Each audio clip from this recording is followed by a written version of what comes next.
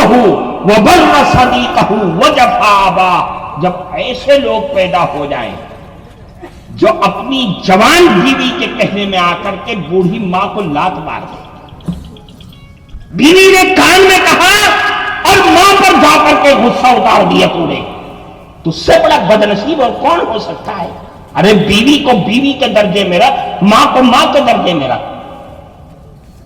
پھر فرمایا جب ایسے بدنصیب دنیا میں پیدا ہو جائیں جو اپنے دوستوں کے کہنے میں آ کر کے بوڑھے باپ کو چھوڑ دے. کیا مطلب؟ باپ جو ہے چارپائی پہ لیٹا ہوا چلا رہا ہے، ارے بیٹا بیٹا بیٹا، اور بیٹا گھر سے باہر نکل گیا یہ کہتے ہوئے کہ ارے تو تو بولتا ہی رہتا ہے، میرے دوست میرا انتظار کر رہے کھیل میں، دکان میں، بازار میں. تو کیا ہوگا؟ اللہ کے نبی فرماتے جب ایسے خراب ترین لوگ دنیا میں پیدا ہونے لگے تو فَلْيَرْتَقِبُوا عِنْدَ ذَلِكَ رِيحًا حَمْرَاءَ أَوْ خَصْفًا أَوْ مَسْخًا أَوْ قَبْضًا. اب انتظار کرو. کیا؟ کہ آسمان سے آگ کی بارش ہوگی، زمین پھٹے گی، زندہ دفن کر دیے جاؤ گے اور تمہاری صورتیں کتوں اور سوروں جیسی ہو جائیں گی. ایک دوسری جگہ فرمایا کہ جب ایسے لوگ پیدا ہو جائیں تو اللہ کا عذاب دنیا میں اس طریقے سے آئے گا جیسے تسبیح کا دھاگا ٹوٹ جائے، دانے بکھر جاتے ہیں. اس لیے میرے بھائی، ماں باپ کے ساتھ حسن سلوک اور محبت یہ اللہ کے نبی سے محبت کی علامت ہے، رسول اللہ کی قربت کی علامت ہے. اور اللہ کے نبی کا فرمان ہے کہ اللہ کے نبی اور اللہ نے قرآن میں فرمایا کہ اپنے ماں باپ کی خدمت کرو. ماں باپ کا نافرمان بہت بڑا بدنصیب انسان ہوتا ہے. اللہ کے نبی نے ایک موقع پر فرمایا قسم کھا کر کے غصے میں، واللہ لا یجدها عاق، فرمایا فإن ريح الجنة يوجد من مسيرة ألف عام. اے لوگوں، جنت کی خوشبو جنتیوں کو 1000 سال کی دوری سے محسوس ہونے لگے گی. ابھی چلتے چلتے جاؤ گے تو 1000 سال لگیں گے اور جنت کی خوشبو ملنے لگے گی. لیکن خدا کی قسم جو ماں باپ کا نافرمان ہے وہ جنت کی خوشبو بھی نہیں پائے گا، داخلہ تو بہت دور کی چیز ہے. اس لیے میرے بھائی، ماں باپ کی خدمت کرنا چاہیے. ماں باپ کی خدمت سے کوئی کترانا نہیں چاہیے. ماں باپ کو عزت دینی چاہیے، ان کی بھاوناؤں کا خیال کرنا چاہیے، ان کے جذبات کا خیال کرنا چاہیے. ان کو وہ عزت دو اپنے سماج اور معاشرے کے اندر. آج تم اپنے ماں باپ کو دو گے تو تمہاری اولاد تمہاری عزت کرے گی، اور اگر ماں باپ کو تم نے ستایا تو تمہاری اولاد بھی تمہیں ستائے گی.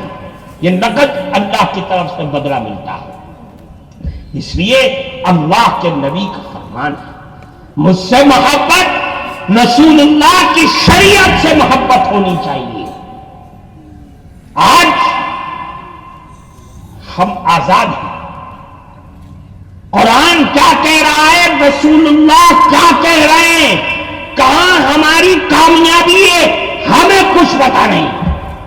یاد رکھو، اگر قرآن و حدیث سے، رسول اللہ کی سیرت اور اس کے احکام سے منہ موڑ لیا تو یہ بینک بیلنس، یہ دنیا کی دولت، یہ ساری چیزیں یہیں دھری رہ جائیں گی اور رسول اللہ کی شفاعت سے محرومی میں مل جائے گی.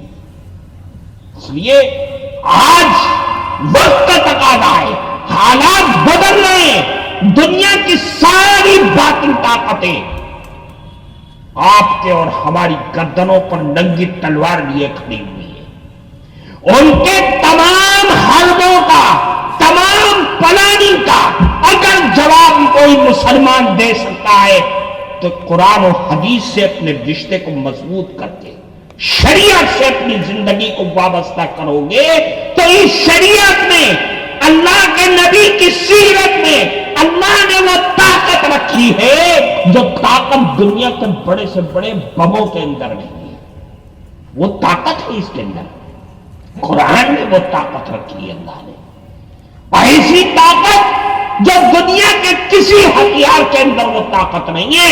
یہی قرآن تو تھا، یہی رسول اللہ کی سیرت تو تھی جو صحابہ نے مکہ کی گلیوں میں اللہ کے نبی سے لیا، لے کر کے مدینہ پہنچ گئے، مدینے سے نکلے جزیرت العرب میں پھیل گئے، جزیرت العرب سے نکلے ساری دنیا میں پھیل گئے۔ یہی قرآن اور رسول اللہ کی سیرت ہی تو تھی، آپ کی تعلیمات تھی، آپ کا کردار تھا۔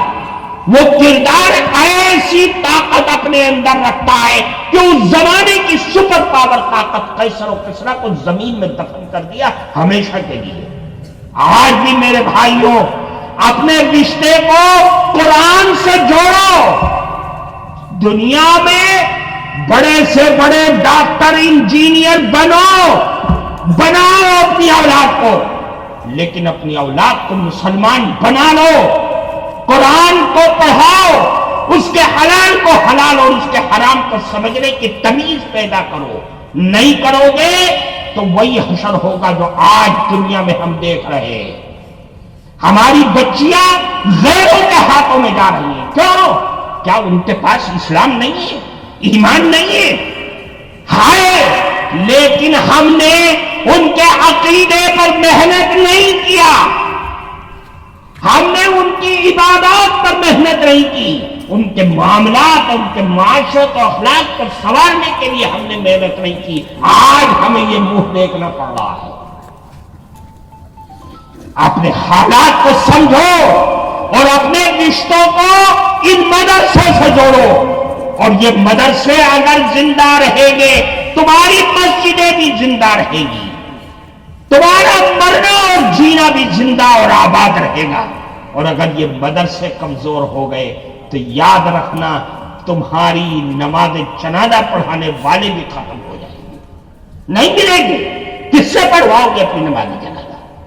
افسوس ہے مجھے جب میں یہ سنتا ہوں کہ اتنے بڑے ادارے آپ کے ہاں چھوٹے بڑے موجود ہیں، اور